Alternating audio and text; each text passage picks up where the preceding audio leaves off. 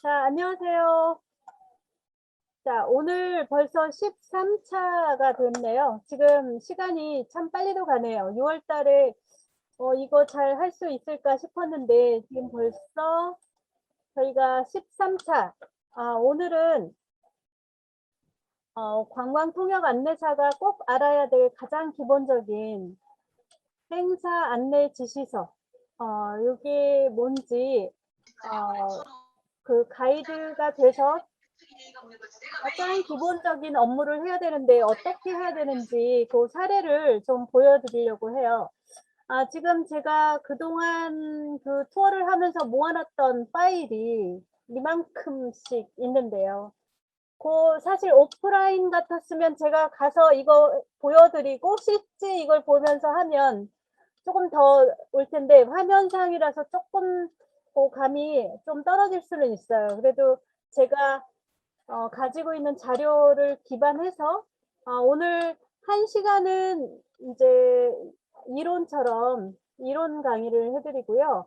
1시간은 제가 그 여러 종류의 행사 지시서를 보여드리면서 어떻게 구성이 되어 있고 또 어떻게 봐야 되는지 그 얘기를 좀 해보도록 하겠습니다. 자, 그러면 시작하겠습니다. 저는 이정옥입니다. 여러분들 아마 제가 TCS로 이렇게 해놔서 지금 아시는 분도 계시고 모르시는 분도 계실 텐데요. 지금 TCS는 저희가 그 경력 있는 가이드분들 모시고 서로 그 본인들이 잘할 수 있는 부분을 나누어서 이렇게 무료로 공유할 수 있도록 해서 한 취지가 있는 무료 교육 커뮤니티입니다. 그래서 지금 관광 통역 안내사가 되시려는 분 또는 자격증을 따신 분들을 위해서 저희 경험을 좀 나눠드리려고 이렇게 만들어서 진행을 하고 있습니다. 자, 그러면 시작을 해보도록 하겠습니다. 자, 오늘 그 진행할 얘기가 행사 지시서의 이해인데요. 자, 행사 지시서 혹시 해보신 분 있을까요? 투어 해보신 분? 자, 모두 처음이실까요? 네. 자, 그러면 자, 저희가 그 여행사로부터 일을 받게 되면 제일 먼저 이제 가이드 배정을 받습니다. 그래서 가이드 배정을 받게 되면 여행사에서 준비되는 서류가 여러 가지가 있는데요. 오늘은 행사 지시서 하나만 가지고 얘기를 할게요. 여기에 일정표, 명단, 루밍 리스트 뭐 여러 가지가 있지만 오늘은 행사 지시서 한 가지만 가지고 얘기를 하겠습니다. 지금 행사 지시서는 관광 안내를 위한 여행 일정, 숙박 예약 조건, 여행 포함 사항, 그리고 불포함 사항, 주의사항, 그 다음에 쇼핑의 조건, 뭐 이런 것들을 다 적은 지시서입니다. 작업 지시서. 뭐 회사 같으면 작업 지시서가 되는 거예요. 그래서 이 지시서를 통해서 가이드가 어떻게 해야 되고 무엇을 해야 되고 무엇을 하지 말아야 되는지를 알게 되는 겁니다. 자, 일단 이 행사 지시서를 얘기하기 전에 제가 먼저 여행 상품이 어떻게 운영이 되는지 먼저 설명을 좀 드리도록 하겠습니다.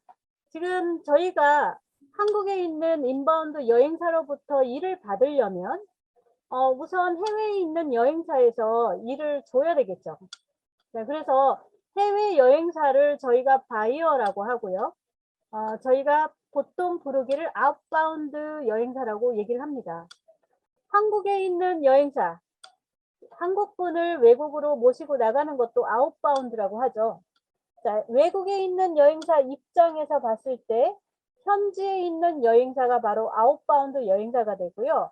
한국에 있는 여행사, 이 여행사가 인바운드 여행사가 됩니다. 그래서 해외 여행사에서 한국 여행사에게 여행 상품을 구매하겠다. 여행 일정과 이것을 견적 요청을 하게 되고요. 그러면 한국 여행사는 이 상품 일정과 그 가격을 견적서를 마련을 해서 해외 여행사에다가 보내게 됩니다. 그래서 이런 과정을 거쳐서 해외 여행사와 한국 여행사가 이제 동의한 일정과 가격이 나오면 이제 그 다음에 진행을 하게 되죠. 그래서 현지에 있는 여행사를 아웃바운드, 한국에 있는 여행사를 인바운드, 그리고 또 한국에 있는 인바운드를 외국의 여행사에서 볼 때는 랜드사 또는 랜드 오퍼레이터가 됩니다. 그래서 외국 여행사에서 한국에 있는 여행사를 부를 때 랜드사라고 하거나 랜드 오퍼레이터가 되기도 합니다. 자, 그러면 간단히 프로세스를 좀 보겠습니다. 지금 여행을 요청을 하게 되는데요. 해외 여행사에서 여행을 요청하게 되면 한국에 있는 여행사는 여행 일정을 만들고요. 여기에 필요한 여행 경비를 산출하게 됩니다. 이 산출하는 과정이 진행이 돼서 서로 교정을 하게 됩니다. 수정과 반복된 과정을 거치게 되고요. 이렇게 해서 서로 동의가 되면 확정된 여행 일정표 작성과 견적서를 만들게 되고요. 이 견적서를 만들어서 청구서를 보내고 해외 여행사에서 요거를 오케이 하고 돈을 송금을 하게 되면 일정이 확정이 됩니다. 자, 그래서 이 단계를 저희가 인보이스를 보낸다고 합니다. 그래서 인보이스를 보내서 돈이 입금이 되면 자, 이것은 이제 확정된 단체가 됩니다. 여행사마다 돈을 받고 계약하는 관계는 조금씩 다르게 되어 있습니다. 그래서 예전 같으면 외국에 있는 여행사가 그걸 외상으로 포불로 처리하는 경우가 많아서 한국에 있는 여행사가 부도가 나는 사례가 꽤 있었고요. 그 부도로 인해서 한국에 있는 버스 회사나 식당, 다른 여행사들도 연쇄 부도가 나는 사태도 있었습니다. 그래서 지금 현재 여행 경비 그 지불 방식이 거의 다 사전 결제로 이루어지고요. 당연히 이렇게 돼야 되고요. 만약에 좀 큰 회사고 거래가 오랫동안 유지가 되었다 그러면 50% 먼저 보내고 50% 후불이라든가 뭐 이런 식의 그 약간의 변동된 방법은 있습니다. 자, 이렇게 해서 돈이 들어오면 한국에 있는 여행사에서 여행 수배를 하게 됩니다. 자, 호텔 예약을 하게 되고요. 차량 예약을 하게 되고 가이드 수배를 하게 됩니다. 자, 이렇게 식당 수배 여러 가지 이제 진행을 거치는데 이거를 이제 여행 수배 및 예약이라고 합니다. 자, 그러면 저희의 업무는 이 여행 진행, 자, 수배가 끝난 다음부터 통역 안내사가 투입이 되는 겁니다. 자, 그러면 이제 행사 지시서라는 게 있는데요. 행사 지시서가 어떤 건지 혹시 보신 적 있으실까요? 있으신 분 손? 네. 있어요? 지시서 보신 분? 다른 분은 안 계신가요? 자, 제가 일단 행사 지시서를 여러 개 보여드릴 건데요. 일단 그거 조금 이따 보여드리기 전에 자, 행사 지시서를 안에는 뭐가 들어있는지 보도록 할게요. 자, 지금 저희가 중국어 가이드도 계시고 영어 가이드도 계시고 다른 언어도 계시거든요. 이 행사 지시서는 여행사마다 다 달라요. 양식이 다 달라요. 그냥 자기 맘대로예요. 그렇지만 꼭 들어가야 되는 요소가 있죠. 구성 요소. 자, 구성 요소는 이겁니다. 단체 번호, 여행사명, 단체명, 그리고 입출국일, 항공편 도착 시간, 항공편 편명 시간, 그 다음에 국내선 항공 일정, 교통수배사항, 호텔 및 숙박, 그리고 객실 유형, 수, 관광지 입장 조건 가격, 식사 조건 가격, 쇼핑 장소 및 업체, 공연 예약 사항, 뭐 이런 것들로 구성이 되어 있습니다. 자, 그래서 저희가 이제 여행사에서 업무를 이제 수배를 가이드 수배를 받게 되면 이제 배정을 받게 되면 저희가 보통 여행사로 찾아갑니다. 그래서 여행사 가서 담당자한테 오리엔테이션을 받게 돼요. 자, 근데 여러분이 이제 그 여행사랑 여러 번 일을 했다. 그러면 오리엔테이션을 안 갑니다. 그냥 서류만 주고받고. 그러나 행사가 좀 크거나 좀 특이하거나 처음 하는 회사다. 그러면 회사에 들어가서 오리엔테이션을 받게 되죠. 자, 오리엔테이션을 받으면서 현지 여행사에 대한 정보, 그리고 행사 단체의 목적, 그리고 행사 일정, 행사 조건, 관광 통역 안내사의 계약 조건. 아, 저한테 가이드비 얼마 주실 거예요? 아, 공항 가는 교통비 주시나요? 운전기사빈, 운전기사의 팁을 주시나요? 안 주시나요? 기사님의 숙박비는 어떻게 되나? 이런 여러 가지 조건들에 대해서 확인을 하게 됩니다. 그래서 오리엔테이션을 하게 되고요. 자, 그러면 이 오리엔테이션을 하면서 이제 이 업무를 소개를 받게 됩니다. 근데 행사 지시서는 이때 받는 서류 중에 한 개예요. 이거 말고 여러 개 서류를 받습니다. 아, 오늘은 이제 이 행사 지시서만 가지고 얘기를 하고요. 자, 그래서 아까 말씀드린 대로 단체 번호, 여행사명, 단체명, 입출국일, 항공편의 도착 편명 및 시간, 국내선 항공 일정, 교통 수배 사항, 호텔 및 숙박 예약 정보, 관광지 및 입장료 정보, 식당 및 메뉴와 가격, 그 다음에 쇼핑 장소 및 업체, 공연 일정과 예약 번호, 그리고 기타 사항들이 들어가 있습니다. 자, 그러면 이런 기타 사항들을 보려면 저희가 왜 이런 것들을 봐야 되는지 우선 먼저 설명을 드리도록 할게요. 자, 첫 번째 저희가 행사 지시서를 보게 되면 단체명을 확인하게 됩니다. 자, 일단 요거 시작하기 전에 제가 다른 공유 파일을 하나 보여드릴게요. 잠깐만요.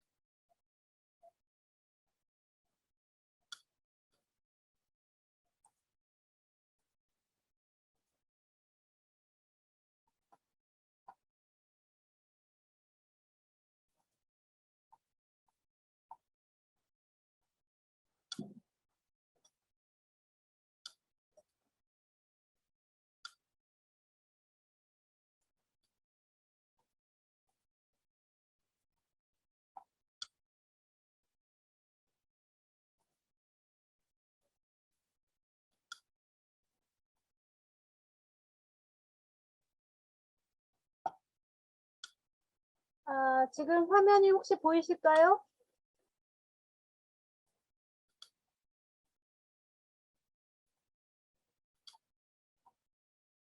아, 소리가 안 들리실까요? 잠깐만요.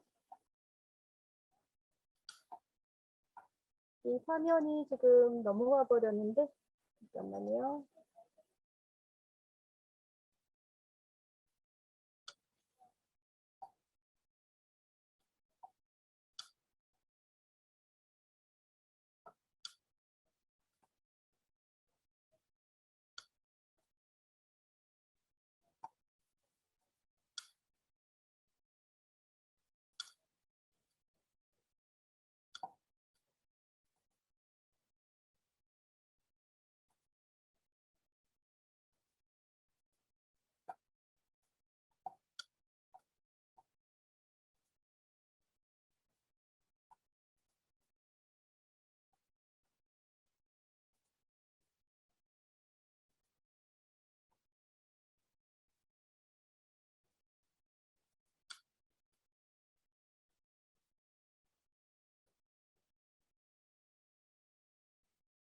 아,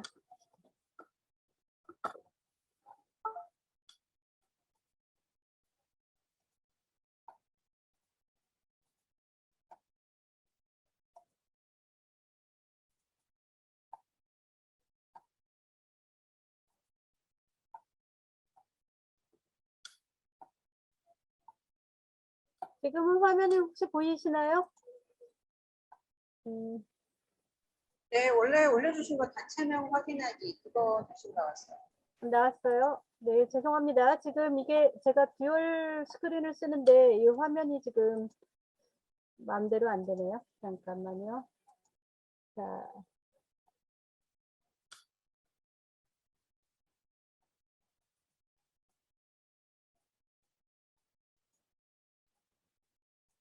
행사 지시서 올리려고 하시는 거죠? 네네, 잠깐만요. 제가 이게 화면이 이쪽으로 안 넘어가서. 자, 오케이. 보내고. 자, 지금 보이시죠? 네, 잠깐만요. 제가 요거를 이제 보여드리려고 한 건데. 자, 요거 보이시나요? 네, 네. 보입니다. 자, 요게 지금 행사 지시서예요. 지금 현재 다른 여행사에서 쓰고 있는 건데요. 지금 행사 지시서 내용에 보면 지금 이제 아까 설명드린 대로 요 위에 단체 번호 보이시죠? 단체 번호 그리고 회사명, 행사명 이렇게 적혀 있습니다. 그리고 여기 보면 국적, 날짜, 그리고 항공편, 그다음에 시간, 그리고 출국, 입국 이렇게 돼 있고 여기 지상교통편, 여기 숙박, 그리고 오른쪽에 입장료와 기타 비용 이렇게 돼 있고요. 아래 부분에 식사 내용, 그리고 쇼핑 내용, 그리고 왼쪽에 보시면 특이한 사항, 요청 사항, 그리고 전달 사항 이런 식으로 정리가 되어 있습니다. 자, 이렇게 되어 있는데요. 이걸 가지고 이제 하나씩 하나씩 풀어보는 거예요.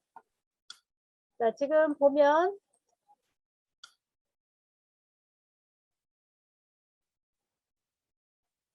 자, 단체명을 확인을 하는데요.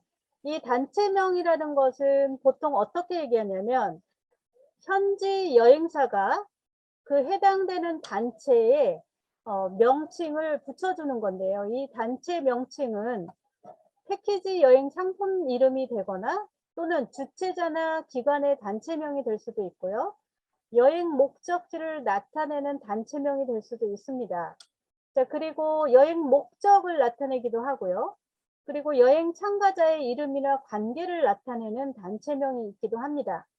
자, 그래서 가이드분들은 단체명을 보는 순간, 아, 이 단체가 어떤 단체다라고 파악을 하게 됩니다.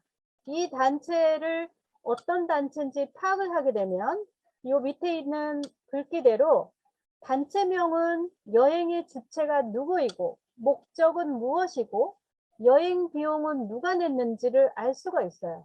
그래서 이 내용을 통해서 아, 이 단체는 내가 어떻게 핸들링을 해야 된다라는 걸 알 수가 있게 됩니다. 그래서 이게 단체명을 확인하면 그 다음에 전체적인 행사 개요를 감을 잡을 수가 있습니다. 자, 두 번째는 단체 번호인데요. 단체 번호는 이거는 파일 정리하기 위한 번호입니다. 그래서 보통 2018년 곱에다가 날짜 1028 그리고 행사 단체 일련 번호를 뒤에다 붙여서 뭐 1, 2, 3, 4 이렇게 붙이게 됩니다. 그래서 단체 번호가 있고요. 그리고 여행 요청 단체를 확인을 하는데요. 이거는 현지 여행사의 여행사 이름이거나 또는 현지 업체의 기업체거나 단체인 경우가 있습니다. 그리고 또 한국에 있는 여행사나 단체에게도 요청을 받기도 합니다. 그래서 때로는 국내 기업체나 PCO, 협회 단체 등에서도 요청을 하게 됩니다. 행사 요청이나 단체는 해외 현지 여행사나 국내 단체 등 다양하게 됩니다. 그러니까 단지 해외 여행사만 거래처가 있는 게 아니고 국내에 있는 업체나 또는 PCO, 협회 등에서도 거래처가 발생할 수 있습니다. 만약에 여러분들이 여행사, 인바운드 여행사를 차리신다면 어느 쪽에 거래처를 확보할지 이런 고민도 한번 해보실 수 있을 겁니다. 자, 이렇게 해서 여행 단체를 확인을 하게 되고요. 자, 그 다음에는 행사 주최자가 누군지를 확인을 하게 됩니다. 행사 주최자는 내가 직접 참여하는 내가 주인이거나 또는 기업체나 특정 단체일 수가 있습니다. 그래서 이 행사의 주최자가 누구인지 확인을 하는 것도 중요합니다. 자, 그 다음에 여행 상품명을 확인하는데요. 어떤 경우는 단체명과 여행 상품이 같을 수가 있고요. 어떤 경우는 다를 수가 있습니다. 자, 예를 들어 보자면 뭐 우리나라가 한국에서 푸켓으로 나간다 그러면 푸켓 4박 5일 뭐 이런 식의 이름을 붙이듯이 해외에서도 한국 4박 5일 아니면 다이나믹 코리아 4박 5일 뭐 이런 식의 이름을 붙여오기도 합니다. 자, 그래서 그 이름을 가지고 이 행사가 기획 상품인지 아니면 고객이 요청한 테일러메이드 상품인지를 확인할 수 있습니다. 자, 그 다음에 확인할 것은 고객의 구성입니다. 자, 명단을 통해서 몇 명이 오고 그 다음에 그 인원 속에 어린아이가 몇 명이고 어른이 몇 명이고 유아가 몇 명이고 이 중에 혹시 노령 인구가 몇 명이고 남녀 비율은 어떻게 되는지 어린이와 유아의 구성은 어떤지 혹시 휠체어나 유모차가 필요한지 이런 것들을 확인할 수가 있습니다. 그리고 또 이 인원을 확인하고 구성을 확인하는 게 필요한 이유는 관광지 입장권을 발권을 할 때 입장료를 어른 요금으로 낼지 아이 요금으로 낼지 무료를 할지 중요한 요소가 되기 때문에 꼭 확인을 하게 됩니다. 또한 식사를 할 때 제공되는 식사 가격을 유아인 경우는 식사 제공을 하지도 않고 비용을 내지도 않지만 어린이인 경우에 어른의 반값을 낸다거나 의자 좌석을 차지한다거나 비용을 50% 지불한다거나 또는 무료로 한다거나 또는 어린이이지만 어른 요금을 받는다거나 하는 여러 가지 변동수가 있습니다. 그렇기 때문에 이 인원수를 꼭 확인을 해야 되고요. 그다음에 또 중요한 건 뭐냐? 어린아이가 있거나 노령 인구가 있는 노인이 있는 단체라면 관광지의 체류 시간과 이동 시간이 막대한 영향을 줍니다. 그래서 단체 구성, 고객 구성, 인원수를 통해서 이동 시간, 체류 시간을 계산할 수 있습니다. 그래서 어린이가 많은 경우는 특히 유모차를 쓰는 경우는 유모차를 넣었다 뺐다 다시 접었다 폈다 하는 시간이 소요되기 때문에 아무래도 느릴 수밖에 없고요. 그 다음에 동남아에서 온 손님 중에 나이 든 분들이 계시다 그러면 기본적으로 늦고 그리고 화장실을 내리는 곳곳마다 갖는 습성이 있습니다. 그래서 이런 여러 가지 구성 요소를 생각해서 체류 시간과 이동 시간을 계산하게 됩니다. 자, 그 지시서에는 이렇게 숫자가 나와 있는데요. 19 플러스 1, 그 다음에 TL 이런 식으로 써 있거나 19 플러스 2 CHD 플러스 1TL 이렇게 되어 있는 경우가 있습니다. 이거는 무슨 얘기냐면 손님이 19명이고 일은 인솔자라는 뜻입니다. 투어 리더를 줄여서 쓴 말이고요. 그 다음에 그 다음 줄에 있는 19 플러스 2는 어른이 19명에 어린이가 2명이다 라는 소리고요. 거기에 한 명의 인솔자가 있다. 이렇게 이해를 하시면 됩니다. 자, 그 밑에 있는 줄 보면 19 어른이 19명이고 1 FOC라고 되어 있는 거는 인솔자는 없거나 또는 인솔자가 FOC가 되는 경우가 있는데요. 이 FOC라는 얘기는 무료라는 뜻입니다. Free of charge라는 뜻인데요. 뒤에서 한번 설명을 드리도록 하겠습니다. 자, 그래서 인솔자가 없고 한 명이 무료라는 의미로 19 더하기 1 FOC를 쓰게 됩니다. 그래서 여러분들이 이 숫자만 봐도 단체 구성이 어떻게 된다, 인솔자가 있다 없다 이런 거를 확인할 수가 있습니다. 자, 그러면 이 내용을 알게 되면 이제 행사 진행할 때 여기에 맞춰서 예약을 하고 결제를 하게 됩니다. 자, 그러면 한번 짚고 넘어갈게요. 자, 유아는 도대체 몇 살부터 몇 살까지를 유아라고 할까요? 자, 유아는 보통 우리가 이제 인펀트라고 얘기하는데요. 유아는 14일부터 24개월 미만을 유아라고 합니다. 그리고 어린이는 25개월부터 12세까지를 어린이라고 합니다. 자, 그리고 학생은 7세부터 18세까지. 그래서 학생은 청소년하고도 이제 해당이 되겠죠. 그리고 성인은 13세부터 60세까지. 그리고 경로는 61세부터 경로로 산정을 합니다.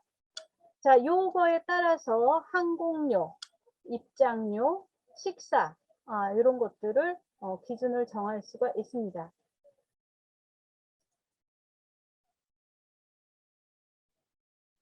자, 네, 이거 만 나이 맞습니다. 자, 저희가 이 기준은 여권상에 있는 기준으로 하고요. 여권상에서 12개월, 24개월 이렇게 계산을 합니다. 이렇게 쓰고요. 자, 그래서 관광객 인원수에 따른 행사는 이렇게 그 개인이냐 단체냐 구분을 하는데요. 자, 그러면 개인은 몇 명이냐? 몇 명부터 개인이라고 하고 몇 명 이상을 단체라고 하느냐라고 얘기를 할 텐데요. 자, 개인과 단체의 구분은 10명입니다. 자, 10명 미만일 때 개인 FIT라는 말을 쓰고요. 10명이 넘어가면 단체 또는 그룹이라고 씁니다.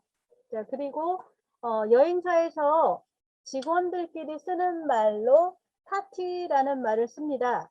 자, 그래서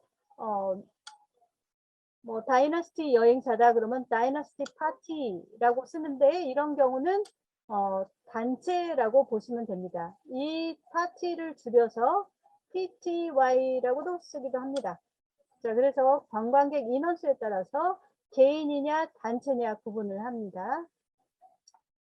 자, 그리고 개인이냐 단체냐에서 단체의 기준은 호텔에서 기준이 다르고요. 식당에서 기준이 다르고 그리고 관광지마다 단체의 기준이 다릅니다. 자, 그래서 일반적으로 호텔에서는 객실을 5실 이상, 룸을 5개 이상을 쓰면 여기서부터 단체로 인정을 하고요. 그러나 요새는 5실을 해도 예전에는 5실을 하면 방 하나를 줬는데 무료로 지금은 그렇게 하지 않아요. 그래서 지금은 10실 이상을 단체로 규정을 하고요.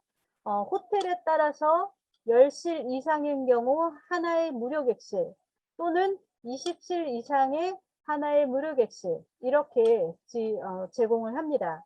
그래서 이 무료 객실을 FOC라고 하고 이 객실을 가이드가 쓰는 경우가 있고 아니면 인솔자가 쓰는 경우가 있고 이렇게 조금씩 달라집니다.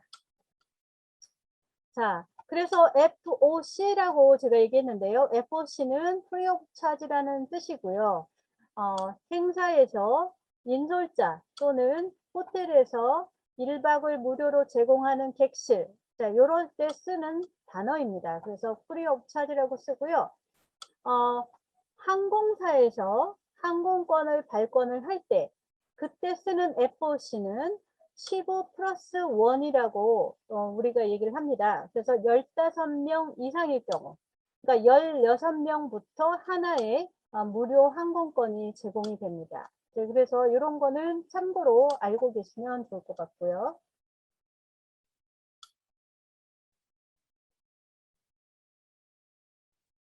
자, 그리고 저희가 이제 행사를 하게 되면 행사에 따른 이제 인력을 배정을 하게 되는데요.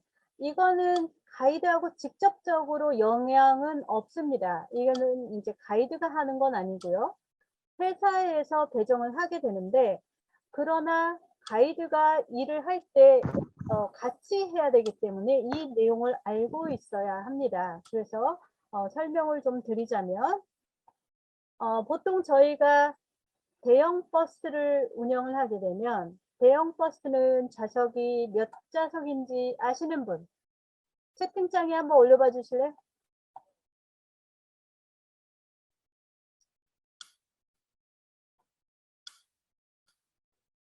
대형 버스는 모두 몇 명이 앉을 수 있을까요?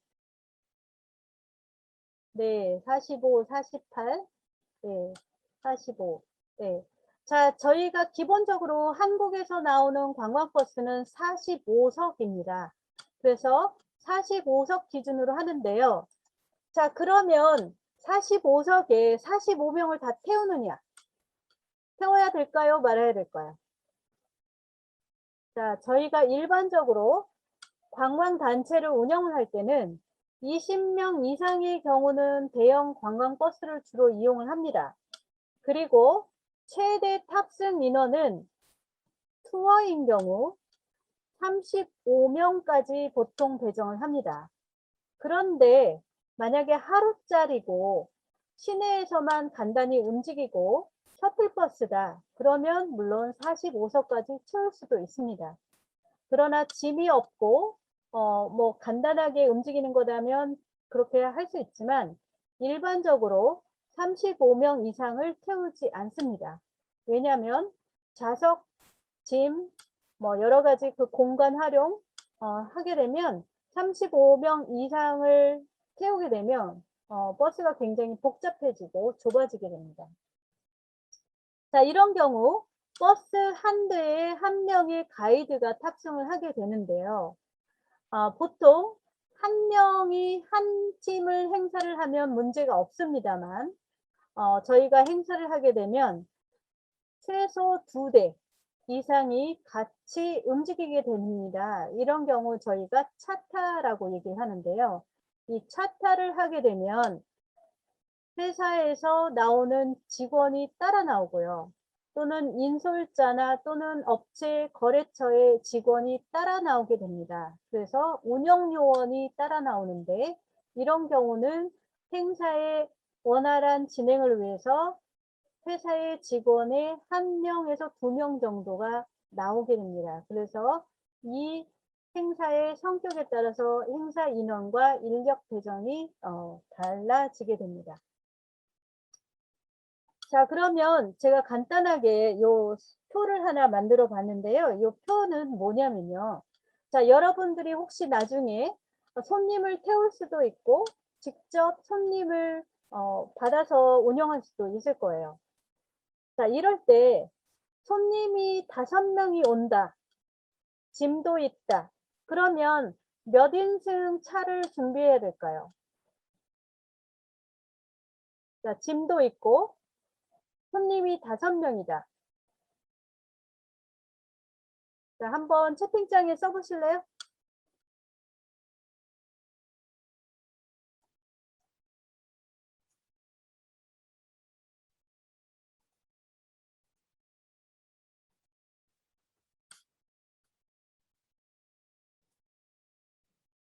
자, 볼까요? 7인승, 9인승, 7인승, 9인승. 네. 자, 저희가 이제 그 차량을 준비할 때 기본적으로 승용차 5인승인 경우는 최대 3명입니다. 어린아이가 있다면 4명까지는 가능하겠으나 기본적으로 승용차, 예를 들어서 리무진을 이용할 경우는 2명, 2명까지만 태우게 되고요. 만약에 우리가 카니발이나 스타렉스 7인승이다. 이럴 경우는 손님을 최대 5명까지 태웁니다. 왜냐하면 뒤에 그 짐을 싣게 되는데요. 만약에 그 트렁크 캐리어가 20kg짜리 하나씩 가져온다고 하면 5개를 뒤에다 실어야 돼요. 그래서 그 짐 실는 공간까지 한다고 하면 많이 실을 수가 없게 되거든요.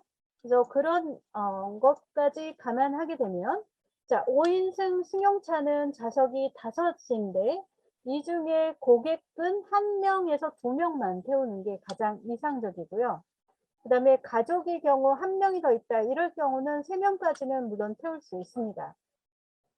자, 그리고 트렁크는 2개에서 3개까지 넣을 수 있고요. 그리고 보통 핸드캐리해서 하나씩 들고 타는 짐이 있기 때문에 트렁크 3개에 그 핸드캐리 한 2~3개 정도 넣으면 승용차는 딱 맞다고 보시면 됩니다. 네, 그리고 7인승 승합차다. 그러면 좌석수는 7개인데 고객은 4명에서 5명. 5명도 사실은 굉장히 복잡합니다. 그래서 7인승인 경우는 보통 4명에서 5명 태운다고 보시면 되고요. 한 가족 태운다고 보시면 될 것 같습니다. 그리고 9인승인 경우는 5명에서 7명, 11인승이면 7명에서 9명, 그리고 15인승이면 13명까지 태운다라고 보시면 됩니다. 그런데 15인승인 경우는 이 차량이 트렁크 칸이 따로 크지가 않습니다. 그래서 많이 못 실기 때문에 이런 경우는 짐을 버스 앞쪽에 그 기사가 앉는 조수석 쪽에다가 짐을 많이 싸놓는 경우가 많이 있습니다. 그래서 버스를 운영을 하게 된다면 이렇게 차량의 그 적절한 승객 수와 트렁크 수를 잘 알고 계시는 것도 중요합니다. 이외에도 25인승, 30인승, 그리고 28인승 리문진이 있고요. 그 다음에 40인승, 45인승의 차량들이 있습니다. 그래서 각각 고객은 20명에서 23명, 그리고 35명에서 43명까지 운영이 가능합니다. 자, 이 짐 관리를 잘못하면 별도의 화물차가 필요할 수도 있고요. 그 다음에 추가 비용이 발생할 수도 있기 때문에 이 짐 관리와 승객 수의 관리는 아주 중요합니다. 자, 그 다음에 이제 확인할 게 뭐냐면요. 고객의 개인정보인데요. 자, 저희가 기본적으로 행사 지시서 안에 고객의 정보와 대표자의 이름과 이런 것들이 나와 있습니다. 자, 그리고 이것 외에도 고객 명단이 있는데요. 고객 명단은 네, 이거 인바운드입니다. 내용이 혹시 그 아웃바운드랑 뭐 비슷한 내용이 있을 수도 있는데요. 이거는 지금 인바운드 내용입니다. 자, 그리고 고객의 개인정보를 확인하는데 고객의 정보에는 저희가 패신저 리스트라고도 하고요. 그냥 네임 리스트라고도 합니다. 그리고 또 어떤 경우는 패신저 리스트와 네임 리스트, 루밍 리스트를 같이 쓰기도 합니다. 자, 이 고객 정보 안에는 고객의 이름, 성별, 나이, 여권 번호, 여권 유효기간, 비자 유무 등이 적혀 있고요. 자, 그리고 특히 알 수 있는 게 식사 중에서도 돼지고기나 소고기를 못 먹거나 알레르기가 있다라는 표시들을 하게 됩니다. 그리고 요즘에 와서는 특히 베지테리언들이 많아져서요. 베지테리언 밀을 요구하는 경우가 상당히 많이 있습니다. 그래서 이런 식사에 대한 내용이 명단에 기재가 되어 있고요.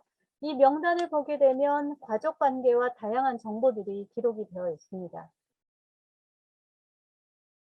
자, 이렇게 해서 이제 지금 제가 설명을 드렸는데, 이 내용만 갖고 이해가 안 되실 수도 있는데요. 자, 요거 한번 다시 보도록 할게요.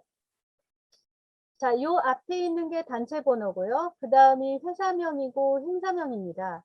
자, 회사명은 현지 여행사 이름이라고 보시면 되고요. 여기에는 지금 프론티어라는 회사가 요청을 한 거고요. 행사명에서는 여기 보면 6day, 5night 해가지고요. 5박 6일로 되어 있습니다. 요거는 5박 6일 개인 투어라는 걸 알 수가 있습니다. 그래서 요게 가족 여행이다라고 짐작을 할 수가 있는데 내용을 보면 총 6명의 필리핀 국적의 입국은 10월 28일 PR 468편 7시 25분 비행 시간으로 들어온다라고 알 수 있고요. 출국은 11월 2일 날 PR 467편 8시 10분에 출국한다는 내용을 알 수가 있습니다.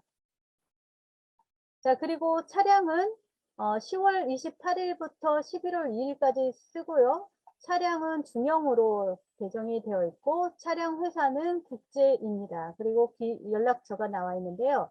자, 한국에서는 모든 렌트카와 관광버스는 배정이 하루 전에 이루어집니다. 그래서 보통 여행사에서 행사 지시서를 받아도 기사의 연락처와 차량 배정은 하루 전에 문자나 카톡으로 연락을 받게 됩니다. 자, 이런 부분이 좀 다르고요. 그리고 요 밑에 보시면 호텔명이 있고요. 객실수가 있습니다. 이 행사는 서울에서만 머무르기 때문에 단순히 한 호텔에서 머무르게 되는데요. 대부분의 경우는 매일 호텔을 옮겨야 되는 경우가 더 많습니다. 자, 그리고 여기 객실수를 보게 되면 한 개의 더블에 한 개의 트리플로 되어 있는데요. 자, 이런 객실 타입도 보실 수가 있고요. 자, 지금 오른쪽에 보시면 입장료, 일비, 기사 일비, 주차비, 식대, 뭐 이런 여러 가지 조건들이 나와 있습니다. 여행사마다 기사 일비를 주는 곳이 있고요. 여행사마다 다릅니다. 특히 중국 쪽인 경우는 기사 일비를 가이드가 부담을 해야 되는 경우가 있고요. 그 다음에 기사님의 식대 따로 주지 않는 경우도 있고 있는 경우도 있습니다. 그리고 가이드 식대도 배정이 얼마의 예산으로 되어 있는지 이렇게 정해져 있습니다. 자, 다음 밑에 칸을 보게 되면요. 자, 이 회사는 식사 장소와 메뉴를 다 정해놨습니다. 대부분의 행사는 가이드가 직접 예약을 하고 메뉴를 정하고 해야 되는 일들이 더 많은 경우가 많습니다. 그래서 여행사에서는 1인당 식사비가 얼마고 메뉴는 어느 정도 선이면 된다라고 기본 가이드라인만 주는 여행사가 있고 아니면 메뉴와 식사까지 다 정해준 여행사가 있습니다. 그래서 이에 따라서 여러분들이 식당 리스트도 가지고 있어야 되고요. 어느 식당에서 어떤 메뉴로 어느 가격으로 하고 있는지를 잘 알고 계셔야 여행사에서 준 예산 가격으로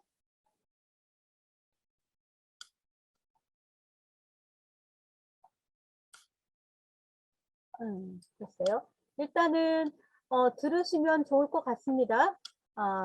자, 그래서 이렇게 그 여행사마다 가이드 역량에 따라서 식당을 배정하고 예약을 하는 경우가 있고 아니면 회사에서 지정된 것을 하게 되는 경우도 있습니다.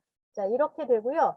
자, 밑에 보시면 배정업소명 해서 인삼, 화장품, 면세점, 자수정, 헛개, 적송, 잡화 이렇게 나와 있는 거 보이시죠? 자, 요게 현실입니다. 요게 지금 여행사에서 가이드한테 원하는 쇼핑 리스트입니다. 자, 인삼은 청하로 가라고 했고요. 화장품은 고려 CM으로 가라고 했고 이렇게 면세점은 동아면세점으로 가라고 이렇게 회사에서 정해줍니다. 자, 이런 그 쇼핑을 하는 조건들이 나와 있고요. 자, 밑에 노란색을 보시면 노란색에 보면 생수 36병, 스낵 6개, 물티슈 6개 이렇게 적혀 있는 거 보이시죠?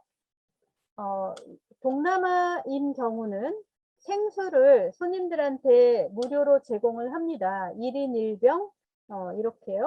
그래서 이 생수는 공항에 있는 공항 인근에 있는 이런 매점에서 이것을 사서 버스에다 실어놔야 되고요. 이런 스낵 과자도 여행사에서 제공하는 여행사들이 있습니다. 그래서 이 과자를 준다거나 물티슈를 준다거나 이런 특이사항들이 여기에 적혀 있습니다. 자, 이런 것도 특이사항이니까 알고 계시면 좋고요. 오른쪽에 보면 KTO 기념품이라고 되어 있는 걸 보실 수가 있는데요. 이것은 무엇이냐면요. 한국관광공사에서 인센티브, 기업체나 이런 큰 대형 단체를 유치하게 되면 기념품을 나눠주게 됩니다. 그래서 수저 세트라든가 뭐 여러 가지 기념품을 준비해 주는데요. 그 기념품을 여러분들이 있는 호텔이나 아니면 차량 쪽에 배달을 시켜서 이걸 나눠주는 경우가 많이 있기 때문에 이런 기념품을 챙겨야 되는 경우도 있습니다. 그래서 이런 게 들어가 있고요. 자, 왼쪽 아래 보시면 예약사항이라고 해서 식당 예약된 상황을 보실 수가 있는데 이런 경우는 여행사가 미리 예약을 해놨다는 걸 보실 수가 있습니다. 자, 그리고 오른쪽에 보시면 현금 결제 시 현금 영수증 발급이라고 되어 있는데요. 네, 현금 결제라는 건 무슨 얘기냐면요.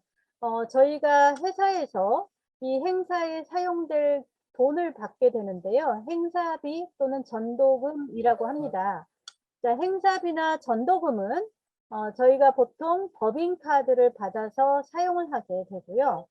법인카드는 뭐 법인카드니까 영수증 자체가 문제가 없습니다.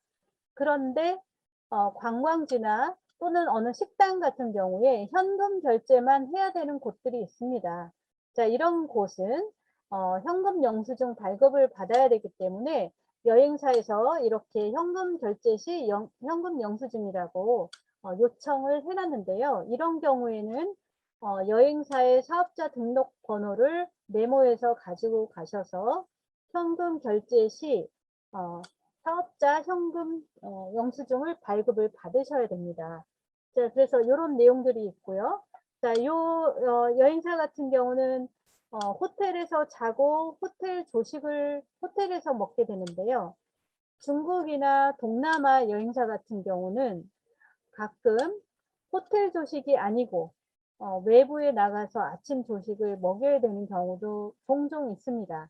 자, 그래서 여기 특이사항에 보시면 호텔 조식이 있다, 없다, 외부 조식이다 이런 내용도 여기에 적혀 있게 됩니다. 자, 이렇게 해서 기본적으로 이제 그 행사 지시서 양식을 받고요. 자, 요거는 지금 저희가 보통 쓰고 있는 이제 고객 명단입니다. 이게 이제 패신저 네임 리스트고요. 아니면 뭐 로밍 리스트라고도 합니다. 여기 보시면 왼쪽에 타이틀이 있는 거 보실 수 있고요. 이름 있고요. 그 다음에 룸 타입 있고 이렇게 여권 번호, 기타 정보들이 있습니다. 자, 요 양식은 호텔 체크인 할 때도 쓰고요. 또 저희가 DMZ 투어를 가게 되면 DMZ 투어 때 명단 제공용으로도 쓰게 됩니다. 자, 그리고 이 명단에 보게 되면 타이틀을 보고 남녀 구분을 하실 수가 있고요. 여기에 가족인지 아닌지 가늠도 하실 수가 있습니다. 그래서 이 내용을 보고 이 단체의 속성이 어떻게 되는지 파악하시는 게 필요합니다. 자, 그러면 이 행사를 하게 되면 저희가 이제 이거는 이제 약간 그 통계학에서 쓰는 전문 용어이긴 한데요. 네, 인구 통계학적 특징이라는 게 있습니다. 이 단체에 그 오시는 분들이 직업이 뭐고, 나이가 뭐고, 몇이고, 성별은 어떻고, 가족 규모는 어떻고, 출발지는 어디고, 이전에 여행은 어디 했고, 가족의 소득은 얼마고, 결혼을 했는지 안 했는지, 국적, 교육, 종교, 자, 이런 인구 통계학적 특징을 아는 것은 가이드 활동에 있어서 굉장히 중요한 요인입니다. 흔히 얘기해서 저희가 눈치가 있어야 되는데 이 내용을 가지고 알 수 있는 것이죠. 자, 이렇게 해서 그 특징을 볼 수가 있고요. 자, 관광객의 특징은 지금 10분 쉬었다 이제 시작하겠습니다.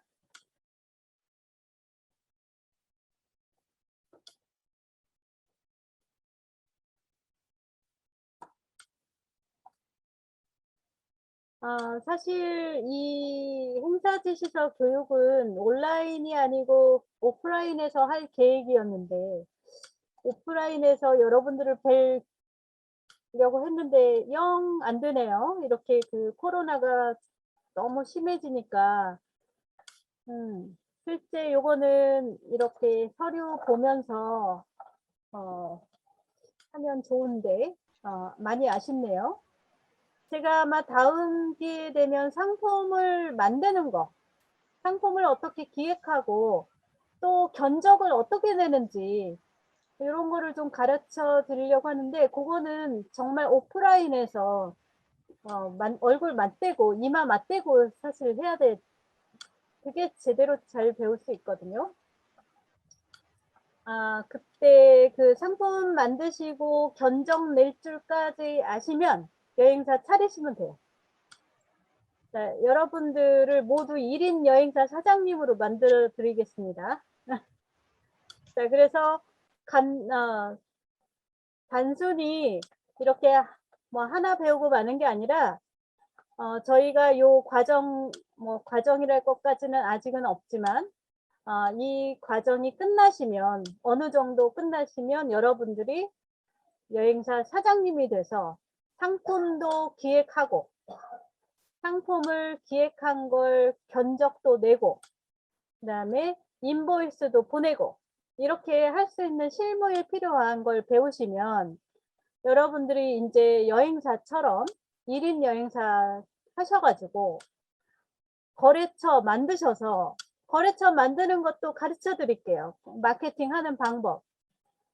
자, 혹시 나 지금 여행사처럼 뭐 해보고 싶다 하시는 분 혹시 있을까요? 중국 시장 아니면 뭐 구미 시장 어디 해보고 싶은 데 있으면 한번 메신저에 써봐 주세요. 나는 꼭 어느 쪽 관광객 데리고 오고 싶다. 어느 나라?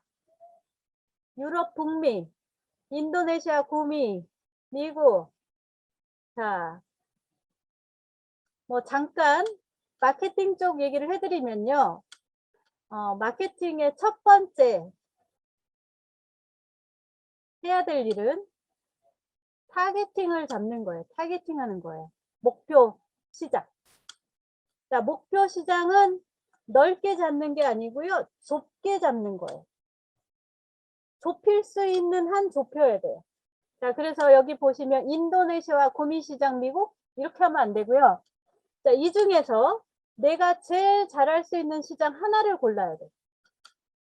왜냐면 이건 첫 번째 초보니까.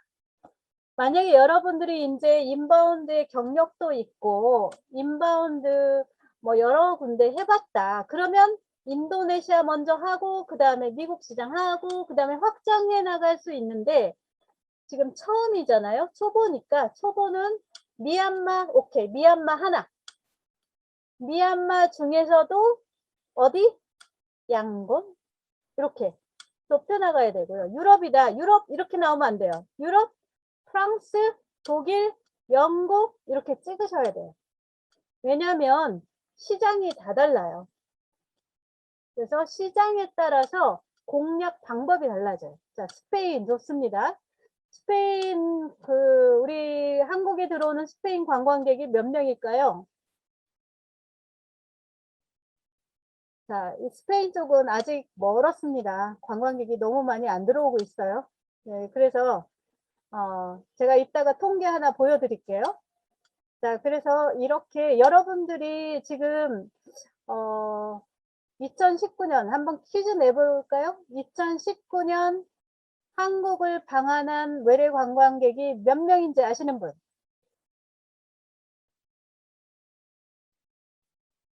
2019년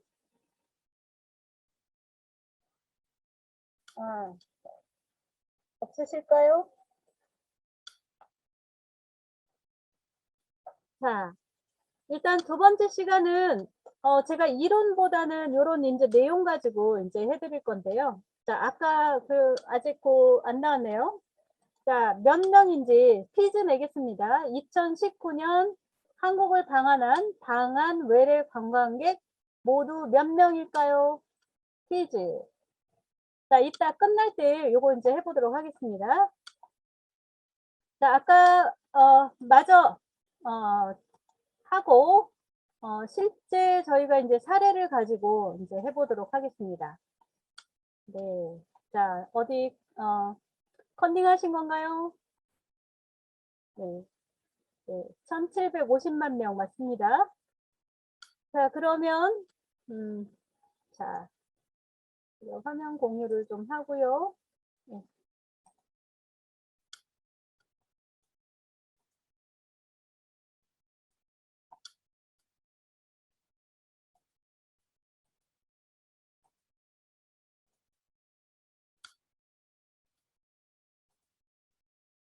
자, 아까 얘기하다 못한 거 우선 하고, 그 다음에 이제 사례를 좀 보여드리도록 하겠습니다. 지금 제가 앞에서 계속 관광의 목적, 누가 돈을 지불했는지, 뭐 계속 이런 얘기를 했어요. 자, 왜 이게 필요하냐면요. 저희가 관광객이 왔는데, 내 돈 내고 온 사람과 남의 돈을 누가 내줘서 온 사람과 관광객의 행동이 어떨까요? 자, 여러분도 마찬가지죠. 자, 내 돈 내고 해외여행 갔을 때와 누군가가 나한테 돈을 내줘갖고 회사에서 돈 내줘서 해외여행 가라고 했을 때와 관광지에서 보여주는 특성이 같을까요? 다를까요?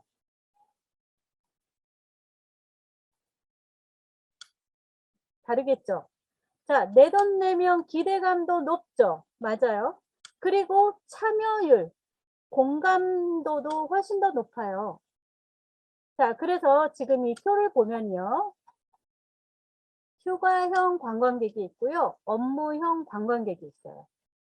자, 그래서 휴가형 관광객은 그야말로 내 돈 내고 간 거예요. 자, 그래서 비용 지불의 주체가 누구냐? 관광객 본인이냐? 아니면 회사나 단체냐? 이렇게 나눠지고요. 자, 의사결정. 내가 이 관광지를 내가 원해서 온 거냐? 아니면 누구의 그 선택을 해줘서 온 거냐? 아니면 가족이 선택을 한 거냐에 따라서 또 달라져요. 자, 그리고 관광 시기가 내가 휴가철에 간 거냐 아니면 나는 업무상 간 거냐 다르고요. 그리고 예약 시기도 내가 휴가철에 가는 여행 같으면 미리미리 이제 예약을 하고 달라지겠죠. 그런데 비즈니스로 가게 되면 갑자기 가야 되는 경우도 생기고 또 내가 가기를 원치 않을 때 가야 되는 경우도 생겨요. 그래서 여행의 목적이 순수한 관광일 때와 업무일 때와 이 만족도도 다르고요. 컴플레인 하는 방식도 달라집니다. 자, 그래서 저희가 이 관광객이 어떤 형태로 왔느냐 이것을 이해해야 된다는 걸 말씀드리려고 하는 거였어요. 자, 그러면 한번 요거를 제가 이거 알려드리고 싶어서 이제 준비해 봤는데요. 자, 사람은 두 가지 종류가 있어요. 이제 이거를 얘기를 하는데 이거를 이제 심리학적 분야에서 얘기하기를 사이코센트릭하고 알로센트릭이라고 두 개를 나눠요. 자, 여러분도 한번 생각해 보세요. 나는 사이코센트릭일까 알로센트릭일까? 한번 메신저 창에 한번 넣어봐 주세요. 자, 여행을 갈 때 나는 친숙한 곳을 가기를 원해. 아니야. 나는 여행 갈 때 잘 알려지지 않은 모험적인 곳을 원해. 자, 이럴 때는 알로센트릭이에요. 자, 목적지에서 나는 다른 거 귀찮아. 나 여기 호텔에서만 쉴래. 아니야. 여행을 왔는데 남이 안 가본 곳, 새로운 곳을 가봐야지. 특이한 곳을 가야 돼. 뭐 이렇게 된다면 자, 여러분들 이제 읽어보셨죠? 자, 사이코센트릭, 알로센트릭. 짬뽕도 있어요. 네. 자, 알로센트릭. 알로가 맞네요. 알로. 오케이. 네. 자, 요것만 봐도 알 수 있어요. 여러분들은 천상 여행자 체질이에요. 가이드 하셔야 되겠네요. 네? 가이드 하세요. 자, 우리가 흔히, 어떤 경우를 볼 수 있냐면요. 알로센트릭은 북이나 유럽 쪽 사람들이 많아요. 그리고 사이코센트릭 같은 경우에는 약간 동남아 중에서도 약간 좀 뜨거운 나라에서 오신 분들이 약간 사이코센트릭이 좀 많아요. 물론 다르기도 하지만. 자, 그래서 자, 이거를 그러면 왜 보여드렸냐면 사이코센트릭인 손님은 어디 나가서 특별하게 뭘 하거나 이런 거를 싫어하는 손님이다. 그러면은 이 손님에 맞춰서 안내와 정보를 줘야 되겠죠. 자, 그런데 손님이 와, 모험심도 강하고 새로운 거 막 시도도 좋아하고 이런다. 자, 예를 들어서 우리가 음식을 소개를 해주려고 하는데 알로센트릭인 스타일의 손님이다. 그러면 과감히 낙지, 산낙지를 권해볼 수 있어요. 예? 백인들은 알로센트릭이 많아요. 자, 그런데 어떤 손님들은 정말 싫어하는 사람이 있어요. 이상한 거, 이상하게 생긴 거, 냄새 나는 거, 요상한 거 이런 거 안 먹고요. 맨날 맥도날드 피자만 찾는 사람이 있고요. 프라이드 치킨만 찾아요. 자, 이런 손님들한테는 산낙지라든가 이런 거 못해요. 소개해 줄 수 없죠. 잘못 소개해 줬다가는 큰일 나요. 자, 그런데 백인 중에서도 이런 손님이 있어요. 자, 여러분 삼계탕 외국인들이 다 좋아하시는 거 알죠?